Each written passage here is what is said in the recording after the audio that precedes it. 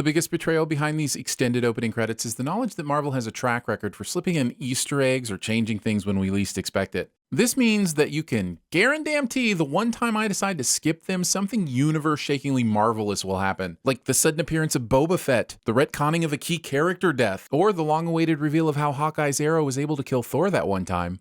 We've seen this before. My thoughts on watching the opening credits for the 8th time somehow made its way into the episode. Black Widow and Hawkeye should be thanking their lucky stars that the Ultron bots like to play with their food instead of immediately cooking it with their pew-pews. I mean, come on. She's on a fucking motorbike and they can literally fly. Is their range really so poor that it isn't even worth them firing off a few shots?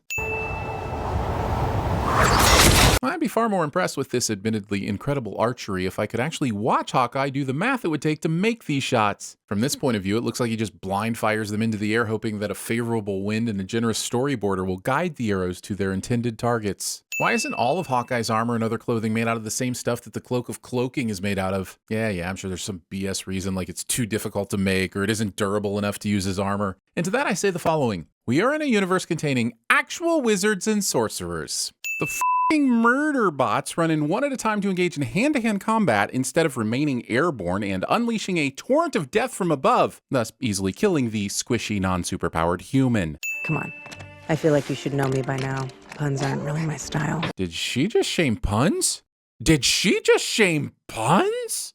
So you really think the secret to taking down Ultron is here? It's Russia, Hawkeye.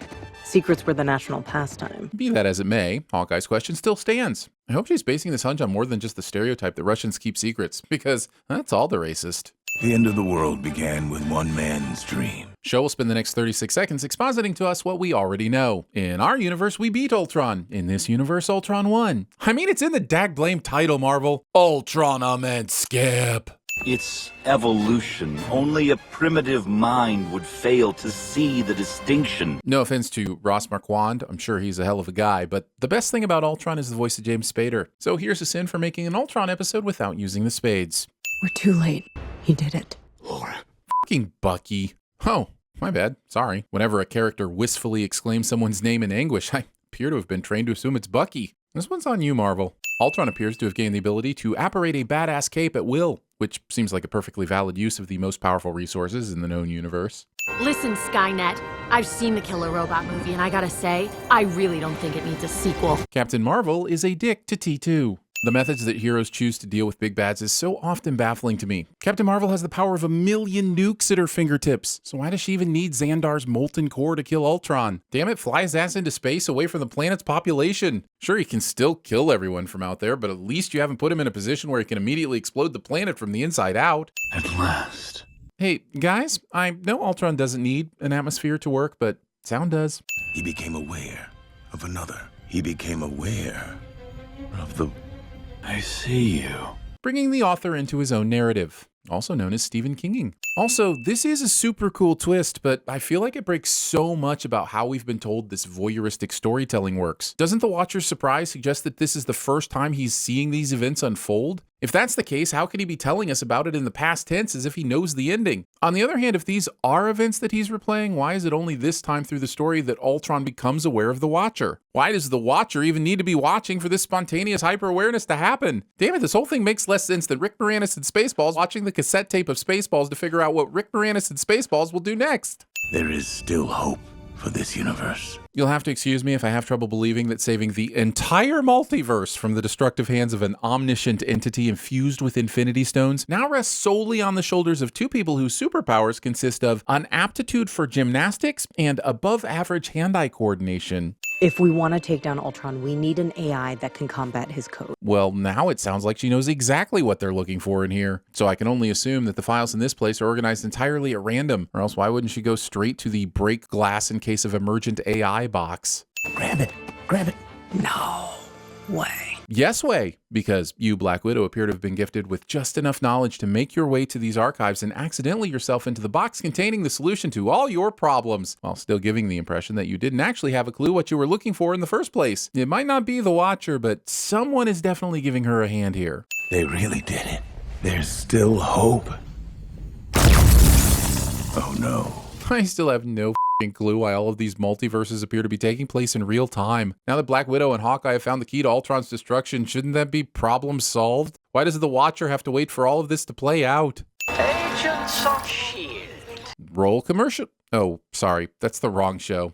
You know what? F it. They're all the same. Roll the commercials. Barton Clinton Francis. Francis? Really? How did I not know that? The character discovers her coworker's middle name and thinks it's funny he or she didn't already have that information cliché. And I've ruined a lot of laptops this way. And while I get that it's the point, having an open container of liquid around any electronics will always get you a sin, Clinton Francis Barton.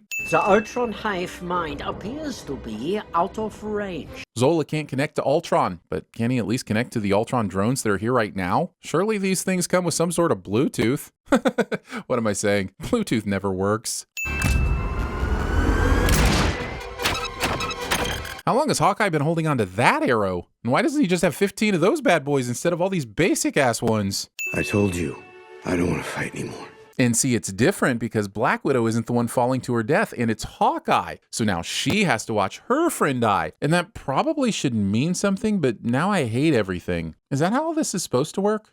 Oh, but anything is possible in a multiverse. Exactly. Like, for instance, there are now 0 stakes in any of these properties because you can just bring back whomever you want to whenever they want to do whatever they want, and the world can feel a collective geekgasm when Alfred Molina utters the words, "Hello, Peter." All of it will happen, but none of it will matter. Happy now, Marvel? Happy. Also, is the show saying that there's actually a physical barrier between the area that the Watcher enjoys his peeping and the universes that he's peeping on? Because in the spirit of non-interference, I just think that's a design flaw a being of his scope would be able to avoid. Why does he even need a physical space at all? By possessing all 6 Infinity Stones, Ultron has the ability to bend time, space, and even reality itself. The Watcher, in turn, has access to every recorded event in the past, present, and future of the multiverse. But f it. Let's stick to the good old alternating beams of color, witty retorts, and general fisticuffs to settle this battle between the 2 most powerful beings known to exist. Isn't this more fun than just watching?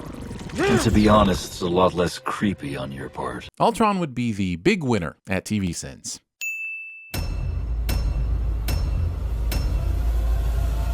I'll be back. Engage no contact protocol. No hand shall touch my body.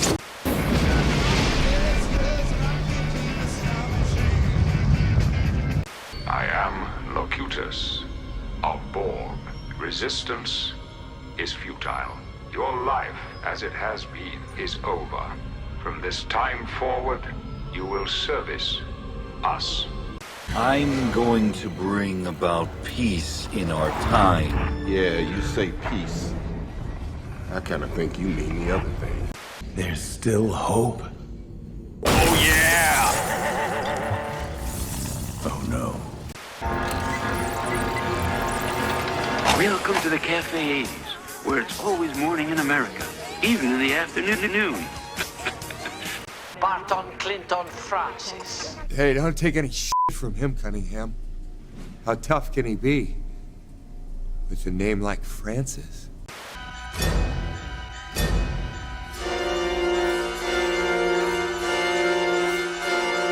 When you die, I'm going to laminate your skeleton and pose you in the lobby. You want me to say it?